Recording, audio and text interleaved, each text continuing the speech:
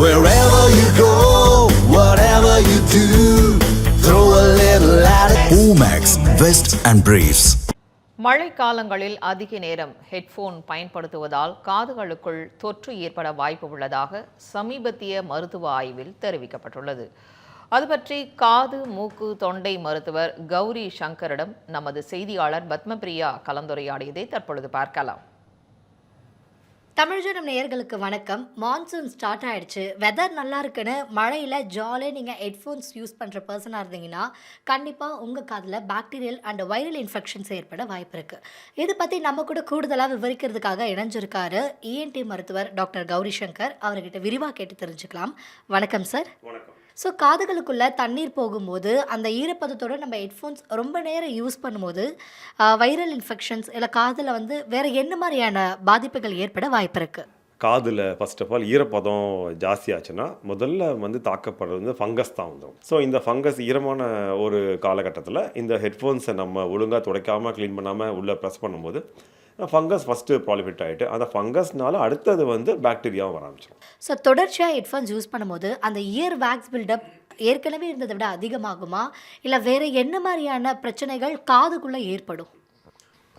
Earphones முதல்ல wax அப்படிங்கிறது ஒரு கிளியரான ஒரு ஆயில். அது இயற்கையாகவே ட்ரைன் ஆகிடும். அப்படி தான் நமக்கு படைக்கப்பட்டிருக்கோம். நம்ம அது வெளியே அனுப்பக்கூடிய ஆயிலை எதிர் திசையில் நம்ம ஒரு பட்ஸ் மூலமாகவோ ஒரு இயர்ஃபோன்ஸ் மூலமாகவோ நம்ம ஆப்போசிட் டைரக்ஷனில் வரும்போது இந்த ஆட்டோமேட்டிக் க்ளீனிங் ப்ராசஸ் பாதிக்கப்படும். இப்போ கண்ணை கசக்கிட்டே இருந்தீங்கன்னா கண்ணீர் வெளியே வந்துடும். அது நார்மல் ட்ரைனிங் ப்ராசஸ் போயிடும். அதே மாதிரி காதுக்கு அப்படி தான். நார்மல் ட்ரைனிங் ப்ராசஸை நம்ம பாதித்தா கண்டிப்பாக வேக்ஸ் அக்யூமுலேட் ஆகிட்டு காது அடைப்பு ஒரு 30 டெசிபல் வரைக்கும் காது கேட்காத தன்மையை சேரும்.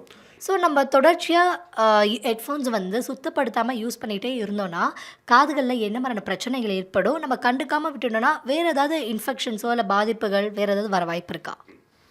எதுவுமே இப்போ கண்ணுக்கு கான்டாக்ட்ஸ் போடுற மாதிரி தான். காதில் ஹெட்ஃபோன்ஸ் யூஸ் பண்ணும்போது அதை ப்ராப்பராக நம்ம மட்டும் தான் யூஸ் பண்ணோம். அது யாருக்கும் எக்ஸ்சேஞ்ச் பண்ணியே கேளு நீயே கேளு அப்படின்னு வரும்போது கண்டிப்பாக அவங்க காதலுக்கு இன்ஃபெக்ஷன் நமக்கும் நம்ம காதலுக்கு இன்ஃபெக்ஷன் அவங்களுக்கு போக வாய்ப்பு இருக்குது.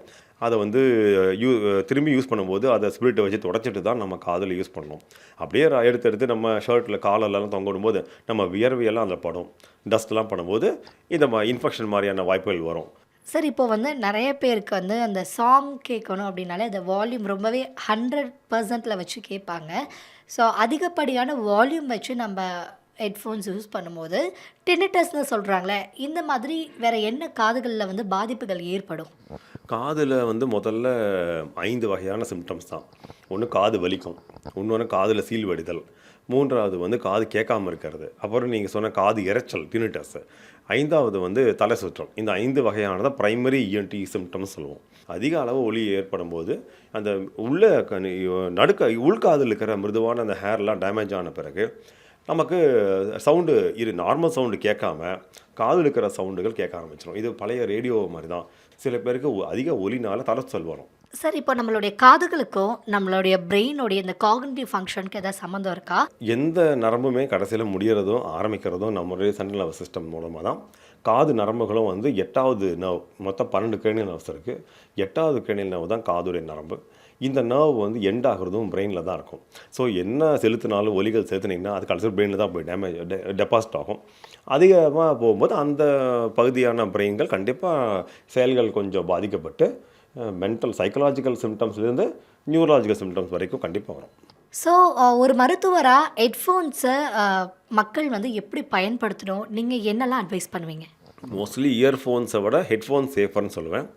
தலையில் மாட்டும்போது இந்த காதுடைய உள்ளே ப்ரெஸ் பண்ணுற அவசியம் இருக்காது. நல்ல ஹெட்ஃபோன்ஸை வாங்கி கண்டிப்பாக நீங்கள் லிமிட்டட் ஹவர்ஸ்க்கு நம்ம யூஸ் பண்ணிக்கலாம். ஃபார் எக்ஸாம்பிள், இப்போ எதெல்லாம் நார்மலாக கேட்குறத நார்மலாக கேட்டுருவோம், இல்லை ஸ்பீக்கர் வச்சு கேட்குறத ஸ்பீக்கரில் யூஸ் பண்ணுவோம், மொபைல் ஃபோன்ஸை வச்சு மொபைல் ஃபோன் பேசலாம். காதோடைய அந்த ஆரோக்கியத்தை பற்றி, அதோட முக்கியத்துவத்தை பற்றியும் நீங்கள் என்ன சொல்ல விரும்புகிறீங்க?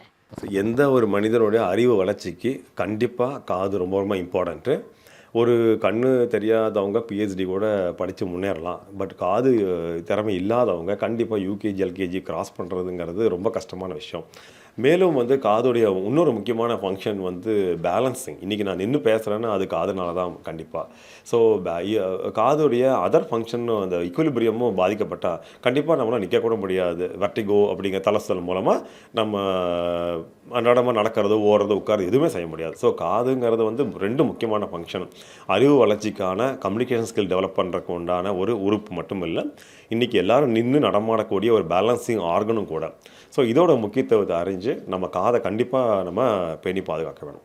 ஸோ எல்லாருக்குமே புரிகிற மாதிரி நிறைய விஷயங்களை வந்து நீங்கள் எளிமையாக வந்து ஷேர் பண்ணியிருந்தீங்க. நன்றி சார்.